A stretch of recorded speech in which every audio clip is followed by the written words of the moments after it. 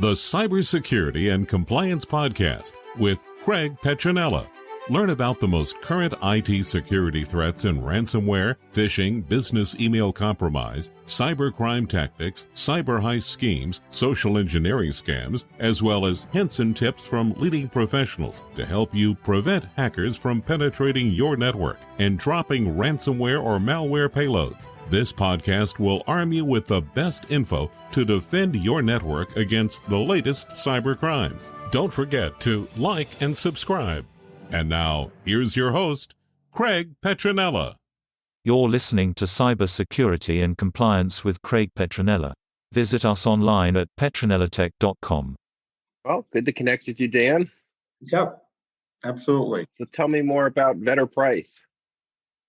All right, so Vetter Price is a law firm of about 300 lawyers, founded in Chicago in the 1950s. About 200 of our lawyers are in Chicago. We've got offices in LA, San Francisco, New York, DC, London, and Singapore. Our biggest practice groups are our employment labor group. It's probably one of what we're most known for. We're one of the top employment labor practices in the country. We've got an outstanding capital markets group, corporate group, litigation group that spans all kinds of different civil litigation, white collar criminal litigation. And we've got a practice based on, which is called our global transport finance practice, which is our fancy way of saying we help people buy and sell airplanes and helicopters. Which is a really niche practice, and it's a pretty big practice in the group. There are a lot of airplanes and things to be bought and sold and leased and all that. Oh, wow. And I'm not sure how we got into it. I guess legend has it that we had a client who was in that space and decided to join the firm and brought the practice with them, and it's just grown over the past decade. So, if you've got a client who wants a private jet or even an airline that's looking to buy a Boeing 7 whatever or Airbus, we're kind of the go-to people for that. I'm in our intellectual property practice, which has 11 attorneys. We're all based in Chicago. Full service intellectual property practice, handling all patent, trademark, trade secret, copyright, technology. We manage a lot of patent portfolios. We manage a lot of trademark portfolios. We also do a bunch of litigation. We've got folks that litigate all the time, admitted in federal courts, admitted in the U.S. Supreme Court. So we do it all for our clients. We act as very frequently their outside in-house IP counsel, which is a great role and a great role for me because I was in-house IP counsel for a major, for $14 billion consumer packaged goods company for about a dozen years. And so, being the outside counsel that thinks like the inside counsel, understands what the client needs because I spent more than half my career as the client and therefore looks at client problems and client relationships, I think, differently than most outside counsel do. Vetter Price is really a great fit for me because they encourage that, they are, because we're a medium-sized firm, even though we're in Chicago, we're not at Chicago rates for some of the bigger firms. And I always thought when I was the client that kind of the medium-sized regional, even though we're not really regional, but 2/3 of our lawyers are in Chicago, those medium-sized firms offer by far the best value. They have they have as good a lawyer as any other firms that you'll find anywhere else. Except you're not paying for the Park Avenue, Manhattan real estate. You're not paying for gold-plated ceilings in the lobby meant to impress clients, but don't do anything to a judge. And so this is really a great kind of sweet spot for an attorney like me. So I'm loving it. That's awesome. So tell me, where does somebody start with intellectual property? I mean, I know what intellectual property is, I think, probably not at the depth that you do, but I'm a small business owner. I have a certain methodology on things, and I'm assuming that that's intellectual property. And, what do you recommend that our viewers do? Like, where do they start? Can you shed some light on that maybe? Yeah, look, intellectual property is all about, intellectual property is the legal means by which you make what makes you different exclusive to you, right? So if you think about, it's really simple, kind of put it in the supply and demand model, right? If you're the only one who can offer something, you can charge a higher price. You can make people come to you rather than go to other people.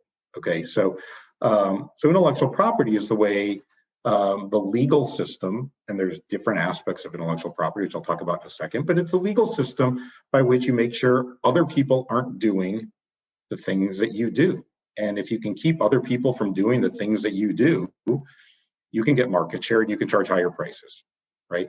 Intellectual property is essentially a legal monopoly, right? Monopolies are bad because it makes consumers pay higher prices, right? You can dominate the market and all that. But if you've got something truly innovative and valuable, our public policy is to encourage innovation by rewarding innovation by giving you that legal monopoly. So if you think about intellectual property, it's really that way that you build a fence around the thing that you do, right? I mean, you understand if you have a house and you don't want people coming up and knocking on your door, you build a fence around it. Right. Same thing, and the more valuable the property, maybe the farther out you build the fence, right? And intellectual property builds that fence. So, and I think about it in that context. Now, there's lots of ways that you can do that. People, I think, when you say, well, do you have any intellectual property? And they'll shake their head, they'll go, no. And you go, oh, yeah, I'm sure you do, right? Because if you didn't, you would do the exact same thing as your competitors exactly the same way, which you don't. Nobody does, right? But they're usually thinking, well, I don't have any patents. Well, that may be true, but patents are really valuable kinds of intellectual property because they give you that right to exclude others from whatever it is you've patented. But they're expensive to get. It's not certain that you'll get one. They're expensive to enforce. It's not certain that you'll get one. You have to prove it to the patent office, right? So, but that's one valuable method of getting exclusivity, of building that fence. If you've got, a brand that makes people come to associate a particular brand with a particular quality of good or service, and they say, I want that quality, I want that thing that I know what it is every time I get it. Nobody else can offer that. That's how I know I'm getting it from you, right? That's what a trademark is, right? Trade secrets are probably the most common and in a lot of ways most valuable kind of intellectual property. And they're the intellectual property that people think about the least, but is kind of the most obvious, right? Some of the most valuable pieces of intellectual property in the world are trade secrets. Coca-Cola's formula, right? If you look at a bottle of Coca-Cola and it lists the ingredients, right? And it says natural flavors and artificial flavors. If you know how to do something that your competitors don't know how to do or don't know that you know how to do, you have an advantage, right? Because they can't do it. And even if they could figure it out, right? Because it's not that complicated. So unlike a patent, where you have to prove that it's not obvious and it's, really novel, a trade secret doesn't have to be novel. A trade secret can be just doing something old, but in a new way, or something old that you adapted. You don't have to prove that it's novel or not obvious. But what it does is, if your competitors don't know what you know, you have that head start. And that acts as a fence, because in order for them to do what you're doing, they'd have to invest a whole bunch of money, right? And so that gives you that advantage. So trade secrets can be really, really valuable because if you know something that your competitors don't know, the fence is that they have to invest a lot of money to figure out what to do. So even if they could reverse engineer it, that's going to take them time and money. And so you have that head start. That head start is a form of exclusivity. And when you ask people, hey, do you know, are you doing the same thing as your competitors exactly the same way? They'll all say no. Then you say, okay, great. Then that you have intellectual property. And they'll go, I do. You say, do you know where it is and how you're protecting it? And you get a fearful look on their face, especially if they're like the CEO, right? Because they're like, no, I don't know that. And it's because Bob in the manufacturing plant knows how to turn the knobs and move the levers on the machine to make the machine run right. Right. Except he hasn't told anybody. he doesn't know that he's creating intellectual property, and you, the CEO, don't know what's going on, right? Right. And you haven't told your employees, you haven't created this important IP culture where you've encouraged people to think about intellectual property that way. Because what happens if you've got 20 manufacturing plants and you've got that machine in every plant, and Bob didn't tell anybody how to run that machine better, right? You're losing valuable technology because you haven't encouraged people to talk about their intellectual property. So like in the case with Coca-Cola, Sure. like, they're probably using some off-the-shelf ingredients that anyone can get, right? So the science or the trade secret is how they mix it, how they prepare it, and then the consistency, exactly. right? So how do they protect that from Pepsi stealing Coke's secret, right? But how do you also protect it from your employees? So maybe somebody gets bribed or exfiltrated that secret. Like how does somebody go about doing that? So Coca-Cola would do a couple of things. One is you obviously have to limit access, right? It's got to be on a need to know basis, and probably very few people have a need to know, right? So that's number one, right? Number two is wherever that information is stored needs to be absolutely locked down, secure, right? It is probably on a piece of paper in a vault somewhere, right? Right. Probably not even on a server, not electronic, right? In a safe deposit box, with Mission Impossible like retinal scanning kind of technology, something like that, right? And then you need your employees to have, obviously, the lowest hanging fruit, which is obvious for everybody, is you need employees to have NDAs, right? Mm-hmm. Not because that prevents anybody from doing anything. People breach contracts and disclose things all the time. But if you don't have an NDA, a court's going to say, well, you didn't adequately protect your trade secrets because you didn't even do the easiest thing possible, right? So, right. But really, it is about controlling need to know, and then physically controlling access to the information, right? And so, how many people actually know it? Probably not many. I mean, you disperse the information, right? So procurement knows what to buy in terms of ingredients. Mm-hmm.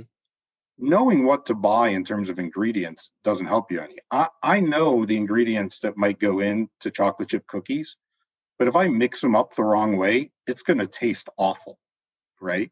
So just knowing the ingredients doesn't help you, right? Procurement doesn't need to know anything about how it's mixed up. So circling back to my world. So like in our world, I obviously do cybersecurity and compliance, and I help those that are in regulated spaces. That's my target, right? So for healthcare, for example, they're subject to HIPAA regulation, right?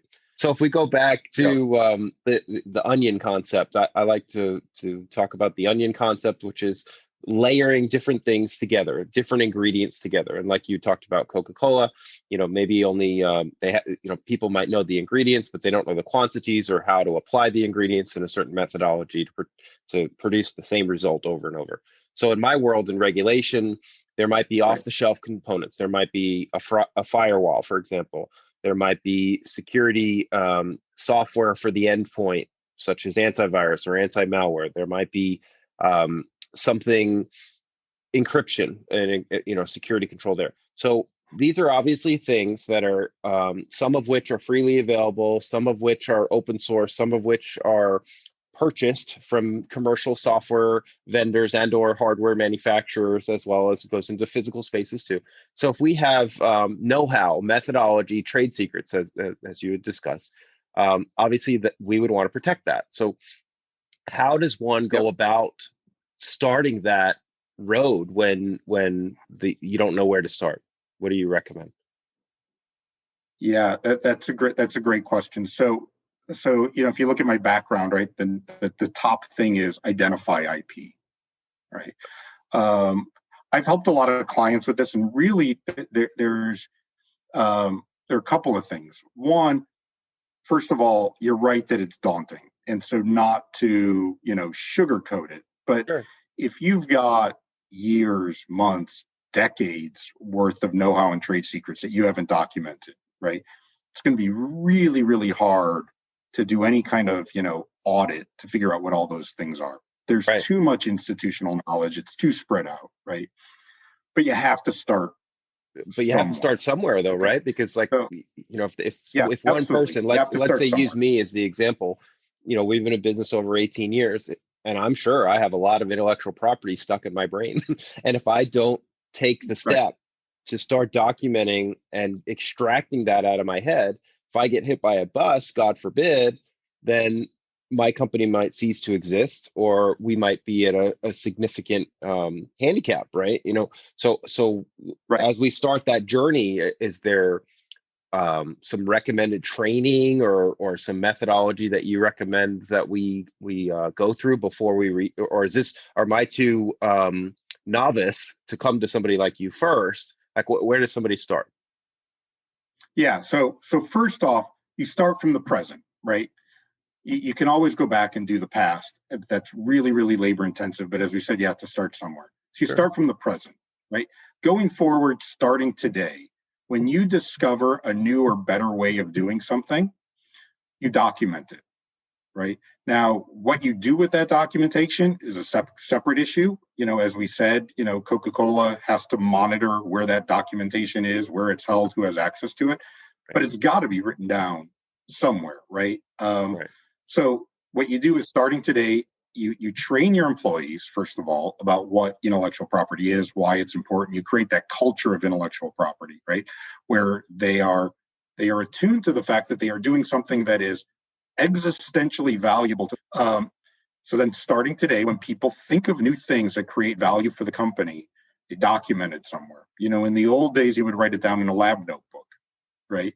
But you can do it anywhere, right? And then somebody like you can figure out how to make sure that that's secure. But you got to start somewhere. So that's number one. You start there. You can incentivize that kind of activity. Now, if you're a smaller company, you might not have something like, a patent incentive or invention incentive program, right? A lot of bigger companies will have programs where when you submit an invention disclosure, a committee will look at it. If you file for a patent, you get some sort of award, right? One of the interesting things that I found when I was in-house is that there were two reasons that the committee would decide not to file for patent on something. One was the invention was just no good, right? It wasn't all that valuable. It wasn't novel. We figured somebody had already done it, right? The other reason was because patents are public, it was better kept as a trade secret. It wasn't that it wasn't valuable. It just wasn't valuable as a patent because patents have to be disclosed, right? Well, if you only give awards for things that you're going to file a patent on, then you're essentially, from a value and from a culture standpoint, you're equating that valuable trade secret with something that has no value at all, right? And what happens is people stop documenting and submitting to the IP committee their really valuable trade secrets. Well, that's a bad thing, right?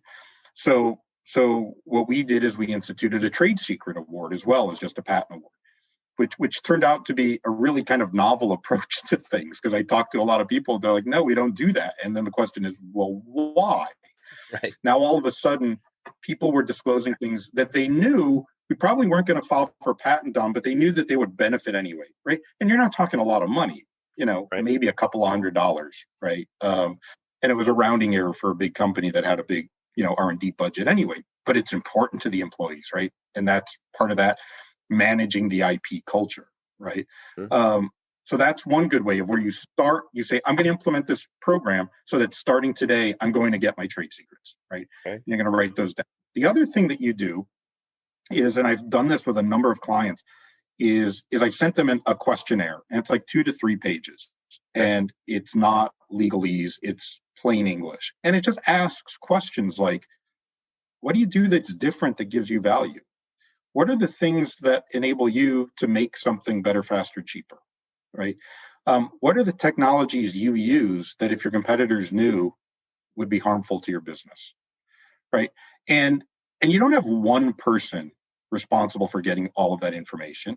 You send that questionnaire out to people who have different touch points within the organization, right? And you don't capture 100%, right?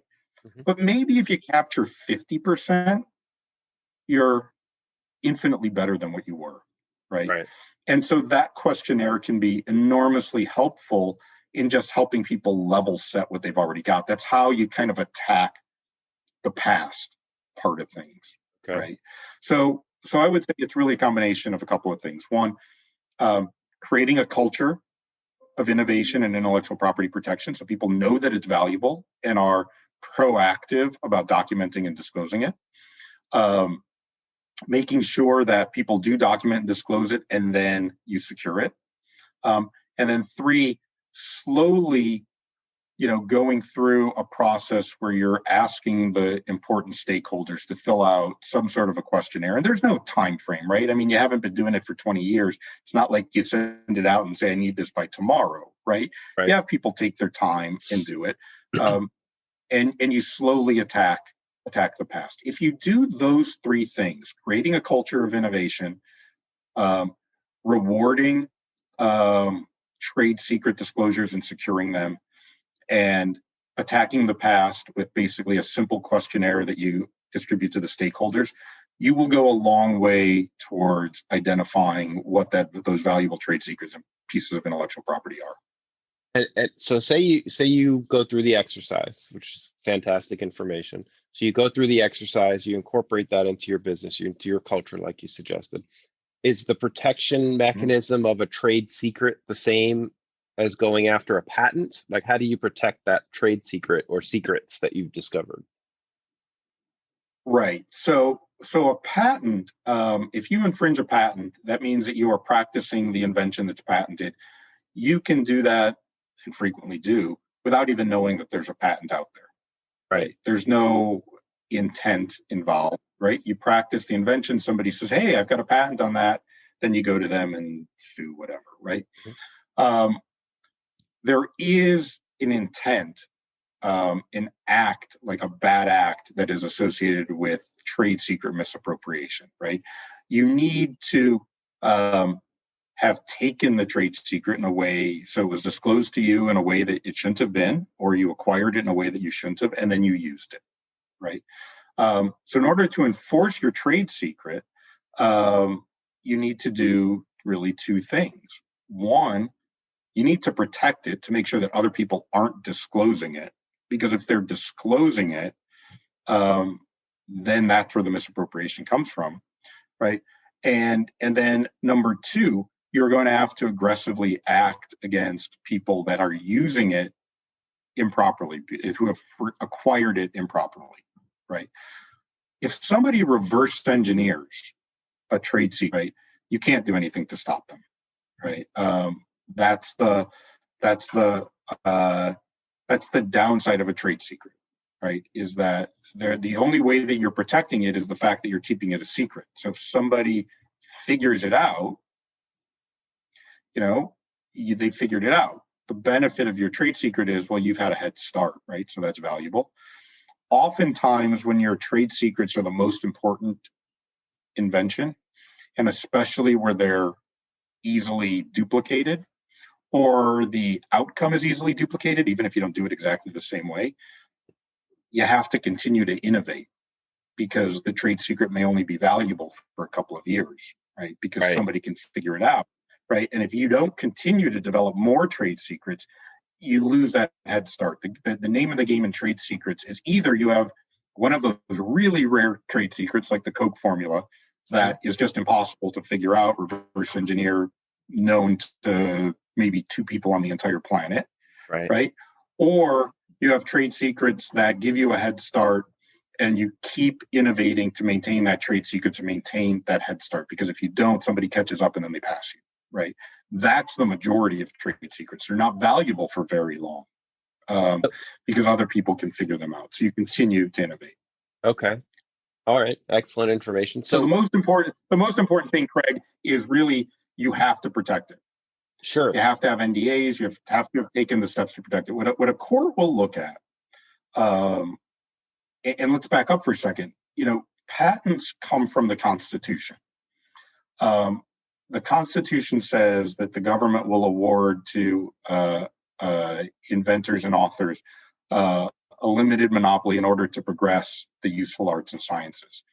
Okay. The reason why it progresses the useful arts and sciences is because you actually have to publish your invention. And if Right. you publish it, which is what the patent is, it's a public document. If you publish it, right, other people can learn from it. They can Right. improve on it. They can design around it, make something better, right? I always find it funny when a client will come to me, they'll be highly agitated by the fact that, you know, the competitor designed around their patent as if they did something nefarious, and I have to explain to them, no, it's kind of the way the Kind of the system is purpose supposed to work. Right. Right. It's kind of the purpose of disclosing it, right? It's why scientists publish articles. So the public policy is you disclose your important inventions, right? That's Right. how science works. Sure. So on the other hand, the policy is it's very hard to protect trade secrets because we don't like people keeping things secret. So the first thing you have to do to protect your trade secret is actually take the reasonable steps to keep it secret. If a court looks and says, I don't care if it was stolen, if you didn't do all the reasonable steps you should have done to keep it secret, we're not going to protect it for you. So those NDAs, those restricting access, that's the most important first step. And that goes into our world, where our specialty with cybersecurity and layers and protecting digital assets and things like that. All fantastic information. So my question that comes to mind at the moment is there some convergence of copyright law and protecting trade secrets? Because, you know, yeah. So I spoke about copyright. So how, I'm sure there's some maybe convergence or some parallel to copyright law. And I'm a novice, so I don't know what I'm talking about. I'm not a lawyer, but I have written multiple books. And I do have the little copyright thing on there to protect my works. But I'll be honest, I don't know what the depth of that protection is, what it gives me, and all that fun stuff. So as the attorney, please shed some light for us on that. Yeah, copyrights are very similar to patents in terms of the protection and the scheme. A copyright exists the moment that you commit your original expression into a tangible medium, written down either on paper and pencil, paper and pen, or in code on a hard drive, on a drive somewhere, right? The minute, or a picture on a canvas, right? It's the actual expression. The copyright is infringed when somebody copies that expression, right? The typical copyright infringement test is, did you have access to the copyright? And is the resulting work product substantially similar, right? Because that would show copying. Right. You almost never have direct evidence of copying. Mostly it's access plus similarity usually shows copying, right? But like trade secrets, if I independently come up with the same expression that you had, I independently write the same book that you did. I'm in North Korea, I had no idea what your book was. I could have never had access to, and I independently come up with it. And it doesn't matter if it's exactly the same. That's not copyright infringement because I haven't actually copied it. I've independently developed it. Okay. In that sense, it's a little bit like trade secret. Most copyrights are published, and by published, it doesn't necessarily mean it's public,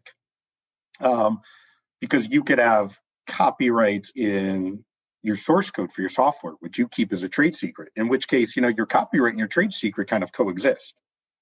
To the extent that somebody accesses that source code, they've likely, and then copies it somehow, they've likely committed two acts, right? They've trade secret misappropriation if you've protected your source code, right? And copyright infringement. Whereas you can't have trade secret misappropriation and patent infringement because a patent is never a trade secret, right? So that's kind of the overlap in copyright. Copyright is similar to trade secret in the sense that in order to keep that protection, you have to continue to innovate, because copyright doesn't protect anything that's functional. It will only protect the actual expression, which is important because when you think of software, there's a million ways to write code to do the same thing. So in the copyright world, because there are so many different ways to do something, your copyright needs to continually be refreshed and replenished, right? Okay. If I have, copyrights in some software, Sure. right, and my competitor writes their own code to do the same thing, because there's so many different, because the copyright only protects the expression and not the ultimate functionality, it's very easy to mimic what your valuable copyright is sort of doing for the end consumer, right? If I log in and run a program, I don't care what the code says. I just want it to do something. And if your Right. competitor, is able to write their own code to do the same thing, that copyright that you have doesn't really have any value. Right. Yeah. It doesn't Because the protect expression doesn't matter. I'm buying the functionality, right? Correct.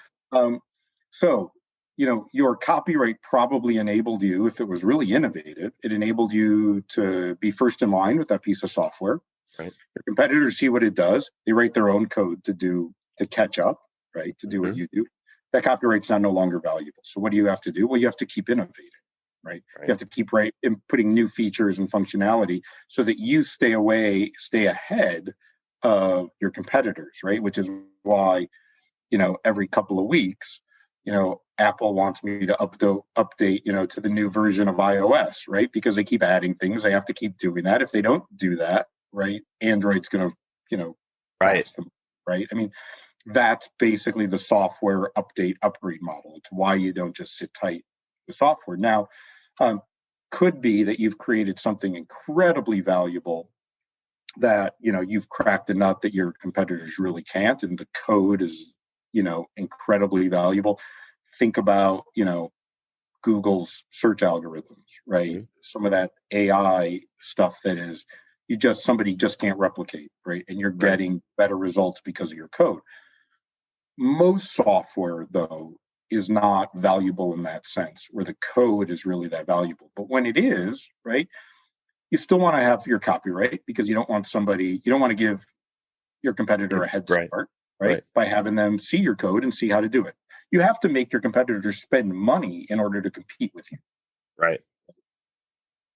So your code is both copyrighted and trade secret. But in that sense, even though a copyright lasts roughly, something like the life of the author plus 70 years, so copyrights go on for a long, long time. In a lot of times they're only valuable for like a couple of years, right? Especially in the high-tech world, in the software world. So moving beyond the copyright, so say you've written it down, you've got your ingredients, your knowledge and methodology and know-how and how to mix those ingredients together to achieve the result that you're after. What's the next step after the copyright to protect that trade secret information? Well, again, it's the same thing as it's restricting access, and it's making sure that all of the employees who would potentially have access to it are locked down with non-disclosure agreements. The other thing, Craig, that happens is there are actually, and I'm not sure what the number is, but there is a good number of companies that when they do any kind of product development, any kind of work, even for their customers, in the course of doing that work, especially if you're a consultant, right? You are using your trade secrets in connection with joint development with somebody else, right? Where there is a back and forth of know-how as you're trying to work with somebody who maybe has a complementary expertise that you don't have, right? Beyond just locking up your employees with non-disclosure agreements, it's incredibly important that you document those kind of relationships the right way, so that people that you work with and are sharing information with don't walk away from the table with your confidential information and the ability to use it, right? That's a much more difficult problem, because sometimes for the development to work, you have to work closely and disclose confidential information. Those agreements are, those joint development agreements, where you're trying to develop something with somebody else, are incredibly complicated. And the reason is because most development fails, especially joint development with other parties. It's risky. It probably only about 20% of the time or less actually leads to a marketable product. And very often people engage in those agreements, and they structure the agreements so that the parties share in some of the developed intellectual property on the assumption that a product will be developed and it will be a win-win. And the fact of the matter is, most joint developments between two parties break up long before you get to, we launched the product and it failed. The development fails because somebody backs out because you couldn't get the costs right, you couldn't get the materials right. It didn't pan out at the validation stage, so you never get to ramp up in commercialization. So you can't do a joint development agreement assuming that the parties will be free to walk away with what they walk away with and exploit it as if it were a success. And so very few people do joint development agreements the right way. And what they end up doing is they sit across the table from people. They have this free flow of ideas. And then when it doesn't work, they find that the agreement didn't protect them adequately. That's a whole nother topic to go into, but it's a really important one. If you're doing development with somebody, it doesn't have to be a competitor, right? It could be just somebody who's in an adjacent market who has an expertise that you don't have. Yeah. That's something where you want to reach out to somebody like me, for example, who's really has thought about that and has developed, processes for making sure that you do that the right way, because so many things go wrong with the wrong kind of joint development agreement.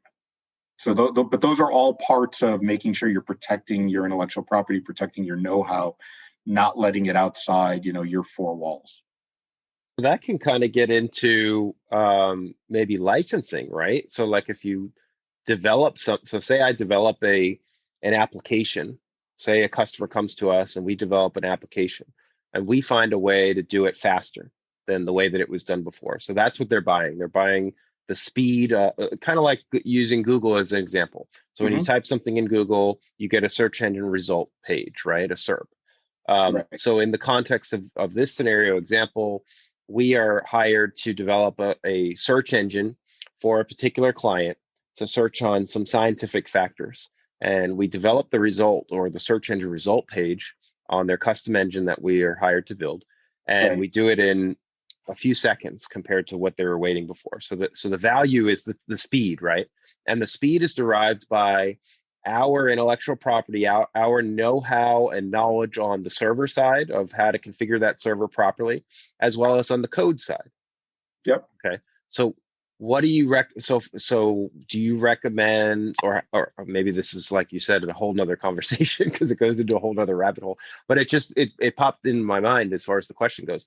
So if you sold the project as you're buying this speed from us, right?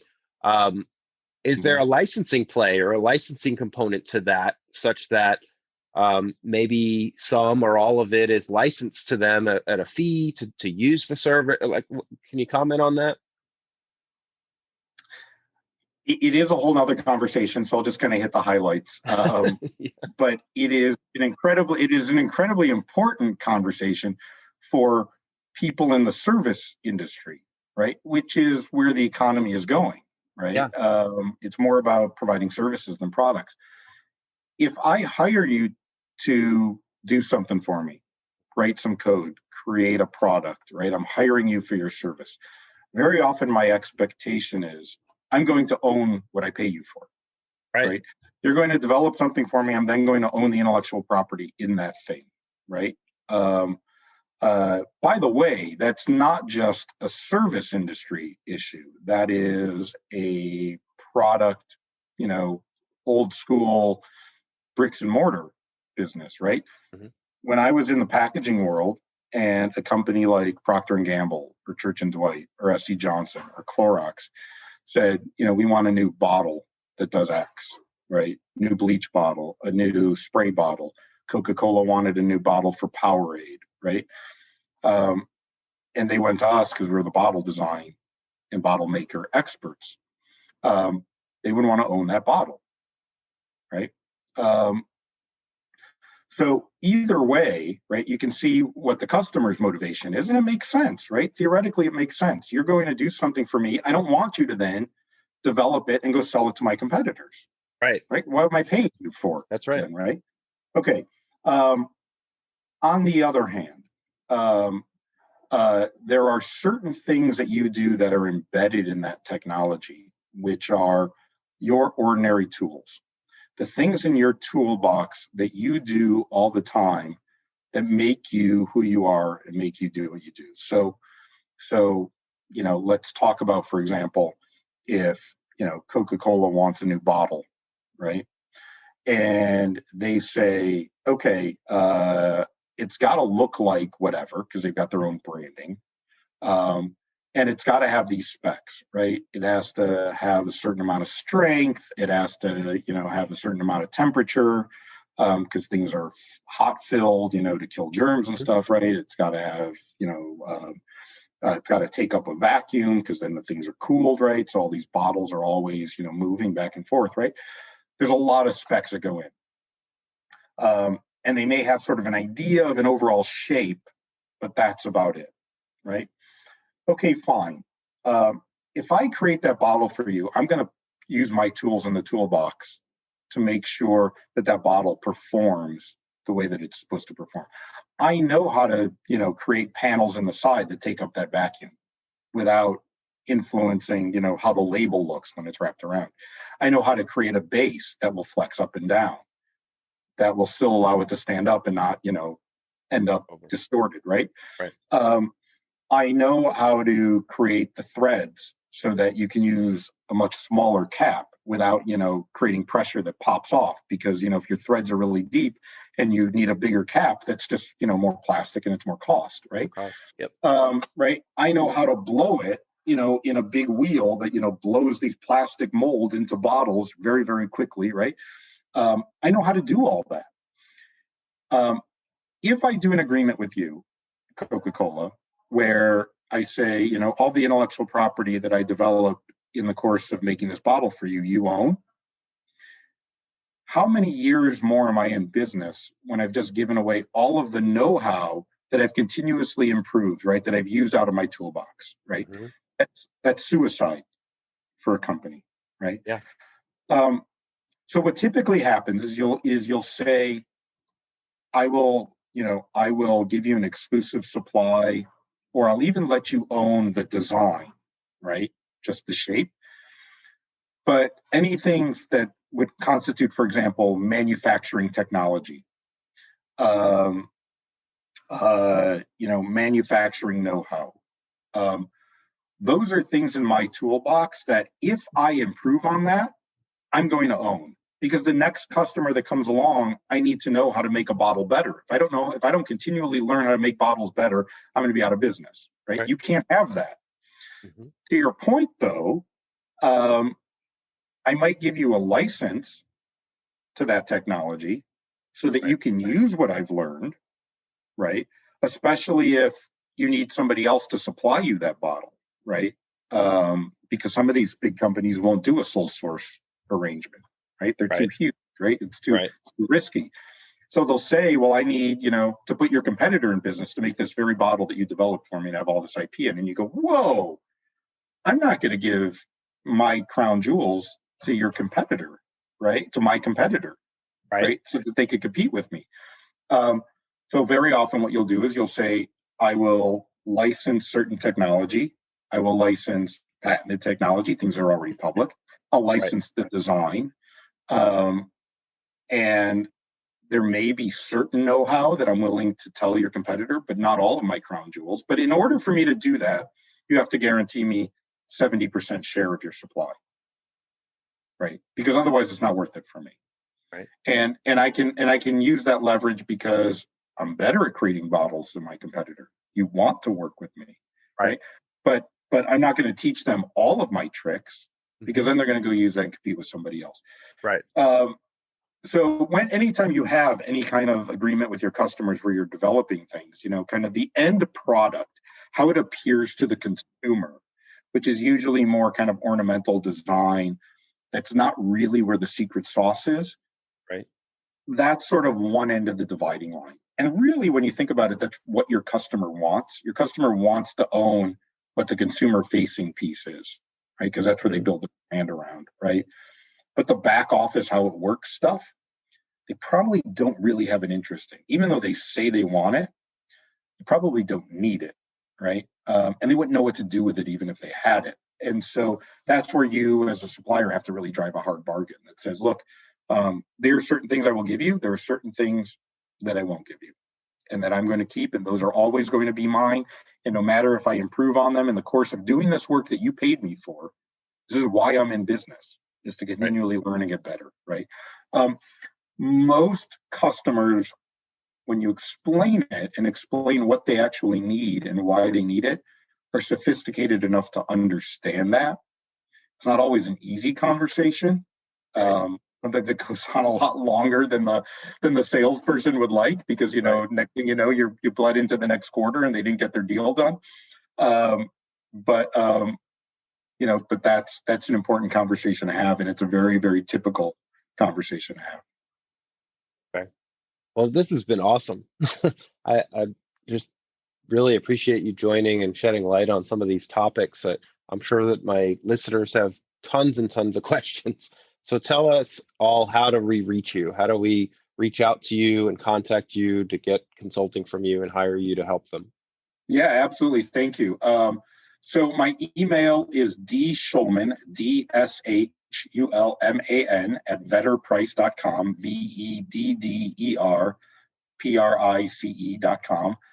Email is the best way to reach me. I have an office phone number, but I haven't been in my office since March. I don't know when I'm going to be back, but I am picking up voicemails. So if you want to leave me call me in my office. The number is 312-609-7530. I had to think about that because I haven't been in my office long enough. I almost forgot what my office number was. And of course, Craig, anybody wants to reach me that wants to reach out to you, I'm sure you can put us in touch, and I'm happy to help out with any clients that have these kind of questions. And I referred, earlier in the talk to that IP questionnaire. Look, if there are clients that are just thinking about the fact that I've got intellectual property, I know I've got it, I just don't know what it is or where it is. I'm happy to send out that IP questionnaire and do a free 30-minute assessment. So if somebody wants to fill it out, send it back to me. I can help a client figure out, all right, here's some of the low-hanging fruit. Here's some of the easy things that you should be doing just to make some improvements to how you're thinking about intellectual property. And, just get on a phone call with somebody free for 30 minutes to do that. That's fantastic. So again, if somebody wants to reach out, access to that questionnaire, please email, call, semaphore, smoke signals, 2 tomato cans on the end of a rope, whatever works, I'm available. Awesome. Thank you. And if you want, you can send the questionnaire to me. If they reach out to me, I can give it to them, or if you prefer, however you want it. Yeah, that's awesome. Yeah, we'll do. Thank you again so much. This has been fantastic. Thanks for listening to yet another episode of Cybersecurity and Compliance with Craig Petronella. Listen to all of our podcasts on Apple, Google, and Spotify. Visit us online at petronellatech.com to book a meeting with Craig about your business. Thanks for listening to the Cybersecurity and Compliance Podcast with Craig Petronella. For other episodes and more information, visit petronellatech.com. Also visit our other websites, compliancearmor.com and blockchainsecurity.com. Don't forget to like and subscribe. Thanks for listening, and stay secure.